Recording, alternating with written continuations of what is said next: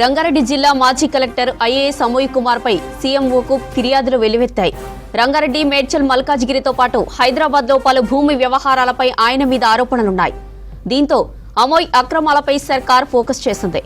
గత ప్రభుత్వ పెద్దల అండదండలతో అమోయ్ కుమార్ యథేచ్ఛగా భూ బదలాయింపులు చేశాడనే ఆరోపణలున్నాయి. దీంతో ఈ 3 జిల్లాల్లో భూముల లెక్కలు తీసే పనిలో ఉంది సర్కార్.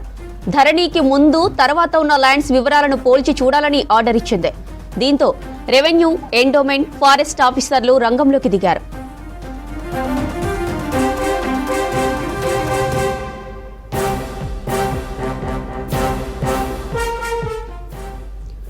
ఇక ఇదే విషయానికి సంబంధించి మరిన్ని డీటెయిల్స్ ధనరాజ్ అందిస్తారు. ధనరాజ్, డీటెయిల్స్ ఏంటి?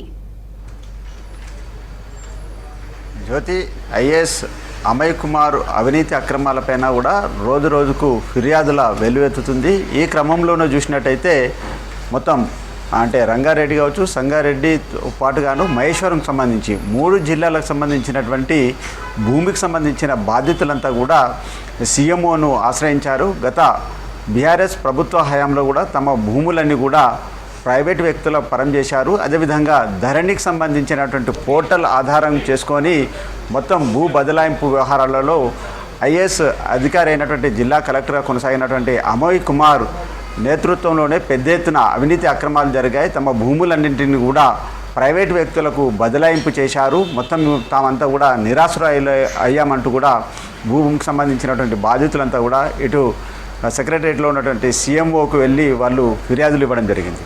మొత్తం గత కొద్ది రోజులుగా చూసుకుంటే మనం గత బీఆర్ఎస్ ప్రభుత్వ హయాంలో భూదానికి సంబంధించినటువంటి భూముల వ్యవహారంలో చూసినట్టయితే అప్పుడున్నటువంటి రంగారెడ్డి జిల్లాలో ఉన్నటువంటి 46 ఎకరాలకు సంబంధించినటువంటి భూదాన్ భూములకు సంబంధించి ఎవరైతే వ్యక్తులు ఉన్నారో ఆ భూములన్నిటిని కూడా ప్రైవేటు రియల్ ఎస్టేట్కు సంబంధించిన వారికి ఈ ధరణి పోర్టల్ ద్వారా కూడా మొత్తం బదలాయింపు చేశారు. తామంతా కూడా నిరాశ్రయులమైన అంటూ కూడా బాధితులు ఓవైపున ఎన్ఫోర్స్మెంట్ డైరెక్టరేట్కు ఫిర్యాదులు ఇవ్వడం జరిగింది. ఈ క్రమంలోనే ఈడీ కూడా ఐఏఎస్ అధికారి అయినటువంటి అమయ్ కుమార్కు నోటీసులు జారీ చేశారు. ఆ తర్వాత 2 రోజుల పాటు కూడా విచారణ కొనసాగించడం జరిగింది. ఆయన ఇచ్చినటువంటి స్టేట్మెంట్ను కూడా పూర్తిగా రికార్డ్ చేశారు. ఓవైపున బాధితులు కూడా రోజు రోజుకు అంటే మహేశ్వరం జిల్లాలతో పాటుగాను సంగారెడ్డి, రంగారెడ్డి ఈ 3 జిల్లాలకు చెందినటువంటి భూమికి సంబంధించినటువంటి బాధితులంతా కూడా గత బీఆర్ఎస్ ప్రభుత్వ హయాంలో కొందరు మంత్రులు, కొంతమంది కలెక్టర్లు, కొంతమంది పోలీస్ అధికారులకు సంబంధించి అండదండలతోటి తమ భూములన్నీ కూడా లాక్కున్నారు. ఇతర ప్రైవేటు రియల్ ఎస్టేట్ చెందినటువంటి వ్యక్తులకు వారికి అంటగట్టారు. అదేవిధంగా ధరణి పోర్టల్ ఆధారంగా చేసుకునే మొత్తం తమ భూములను అన్యాక్రాంతం చేశారంటూ కూడా బాధితులంతా కూడా ఇటు ఎన్ఫోర్స్మెంట్ డైరెక్టరేట్కు రోజు ఫిర్యాదులు కూడా ఇవ్వడం జరుగుతుంది. ఈ క్రమంలోనే చూసినట్టయితే ఓవైపున శంకర్ హిల్స్లోని పర్చేజర్ సంబంధించినటువంటి బాధితులు కావచ్చు, మరోవైపున చూసినట్టయితే వటినాగులపల్లి చెందినటువంటి బాధితులు ఉన్నారు. మహేశ్వరం చెందినటువంటి, నాగారం చెందినటువంటి బాధితులంతా ఓవైపున ఎన్ఫోర్స్మెంట్ డైరెక్టరేట్ను ఆశ్రయించడం జరిగింది. మరోవైపున చూసినట్టయితే ఇటు సీఎంఓను కూడా ఆశ్రయించి తమ ఫిర్యాదులను కూడా ఇస్తున్నారు. ఇలాంటి క్రమంలోనే ప్రభుత్వం కూడా వారి ఫిర్యాదులను తీసుకొని అప్పుడున్నటువంటి గత బీఆర్ఎస్ ప్రభుత్వంలో ధరణి పోర్టల్ ఆధారంగా చేసుకొని అమయ్ కుమార్ నేతృత్వంలో గత సంబంధించినటువంటి పెద్దల ఎవరైతే వారి అండదండలతోటి భూములను ఆక్రమించుకున్నారో వారికి సంబంధించినటువంటి భూమికి సంబంధించి వ్యవహారాలపైన రెవెన్యూ అధికారులు, అదేవిధంగా ఎండోమెంట్ అధికారులు, ఫారెస్ట్ అధికారులు అంతా కూడా ఆ భూములకు సంబంధించి సర్వే చేయాలని కూడా ఇటు రాష్ట్ర ప్రభుత్వం ఆదేశించడం జరిగింది. ఈ క్రమంలోనే ఏదైతే బాధితులు ఇచ్చినటువంటి 12కు సంబంధించినటువంటి ఫిర్యాదులు ఉన్నాయి. వివిధ ప్రాంతాల నుంచి వారి ఫిర్యాదుల మేరకు కూడా సీఎంఓ ఇచ్చినటువంటి ఏవైతే ఫిర్యాదులు వచ్చాయో ఆ ఫిర్యాదులను ఆధారంగా చేసుకొని కూడా ఇటు రెవెన్యూ శాఖతో పాటు ఫారెస్ట్కి సంబంధించి అదేవిధంగా ఎండోమెంటు అధికార బృందంతో మళ్ళీ సర్వే చేయాలని ఆదేశించినటువంటి క్రమంలో మొత్తం మీద చూసినట్టయితే గత బీఆర్ఎస్ ప్రభుత్వంలో మంత్రులుగా పనిచేసిన వాళ్ళు, అదేవిధంగా కొంతమంది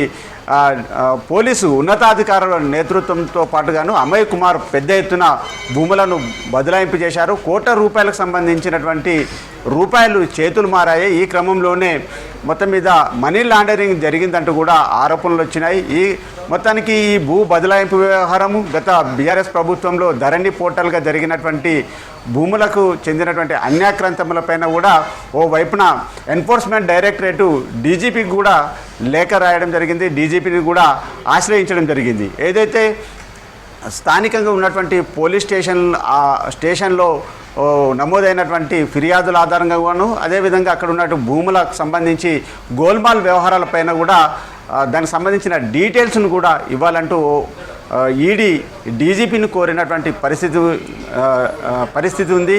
ఇలాంటి క్రమంలో మొత్తం మీద గత బీఆర్ఎస్ ప్రభుత్వ హయాంలో ధరణి పోర్టల్లో పెద్ద ఎత్తున భూమికి సంబంధించి బదలాయింపు వ్యవహారంలో పెద్ద ఎత్తున భూ కుంభకోణాలు జరిగాయి. ఐఏఎస్గా ఉన్నటువంటి అమయ్ కుమార్ నేతృత్వంలో కోట్లాదికి సంబంధించినటువంటి వందలాది కోట్ల రూపాయలు చేతులు మారాయి అనే వ్యవహారం పైన కూడా ఓ వైపున ఎన్ఫోర్స్మెంట్ డైరెక్టరేటు దర్యాప్తు జరుగుతుంది. మరోవైపున కూడా డీజీపీ స్థానికంగా ఉన్నటువంటి ఏదైతే 3 జిల్లాలకు సంబంధించినటువంటి పోలీస్ స్టేషన్లో నమోదైనటువంటి ఆధారాలన్నింటిని కూడా సేకరిస్తున్నారు. మరోవైపున రాష్ట్ర ప్రభుత్వం వచ్చినటువంటి సీఎంఓకి వచ్చినటువంటి ఫిర్యాదులు ఏవైతే 12 ఫిర్యాదులు అందాయో ఆ ఫిర్యాదులకు సంబంధించి స్థానికంగా ఉన్నటువంటి రెవెన్యూ, ఫారెస్ట్, ఎండోమెంట్ అధికారుల చేత కూడా సర్వే చేయిస్తున్నారు. మొత్తం మీద చూసినట్టయితే బీఆర్ఎస్ హయాంలో జరిగినటువంటి ఈ భూములకు సంబంధించినటువంటి కుంభకోణంతో పాటుగాను మహేశ్వరం జిల్లాలో, సంగారెడ్డి జిల్లాలో జరిగినటువంటి ధరణి పోర్టల్ ఆధారంగా కూడా పెద్ద ఎత్తున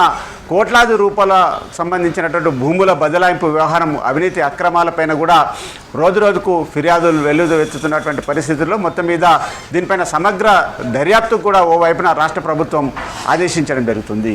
జ్యోతి.